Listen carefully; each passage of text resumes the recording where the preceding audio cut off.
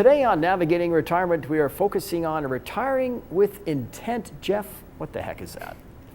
Intention is much like purpose. It's why we do the things we do. And if you look through our lives as small children, we repeat movements to gain mobility and control of our muscles. As teenagers, our only intention, or at least a lot of their intention, is simply to fit in.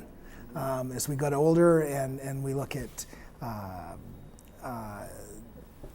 creating lives, a lot of it's about independence. So throughout our lives, we have a purpose, but it's often thought that once you retire, the purpose isn't there anymore. It's just about relaxation. And I guess part of our argument with our clients is, and our conversation with our clients is, purpose is necessary.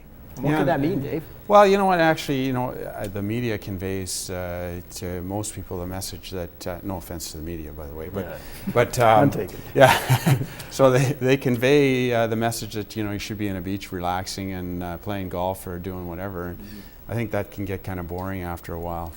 But anyway, I think, one of the things that to help people develop that purpose, we start with identifying, what your natural view and your approach is to purpose. And I've got a buddy who's kind of a character, and he, the other day, he was telling me he retired, and the first week in his retirement, his wife was getting after him. So, she came to him and said... You didn't see that coming? Yeah, no. So anyway, his wife came to him and said, "So what are you up to today?" And he said, "Nothing." And she said, "Well, you did that yesterday." He said, "Well, I haven't finished." Good one. So Jeff, each purpose or intent, it costs money. It's different money. If you want to feed the ducks, that doesn't cost that much. But if you want to snowbird in Florida, it does, I guess. So do you need a financial plan for that? You need a financial plan to determine how you're going to accomplish it. We always start with people's purpose. Like, what is it you want to do? Is education important? Is travel important? Is physical activity important? And once we've identified those and the things that interest you, now we talk about, well, how do we pay for it? You know what? Too sorry to interrupt you, shoot. but you don't have to always spend money to go after your purpose. Reading is a good example of something that you grow and learn, and that doesn't cost a lot of money to do, right?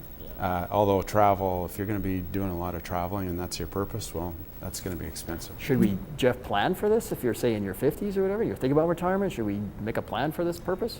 Yeah, absolutely. Because what we're starting to see is that in the old days, you retired at 65 and it stopped, and you just kind of waited your time out years ago.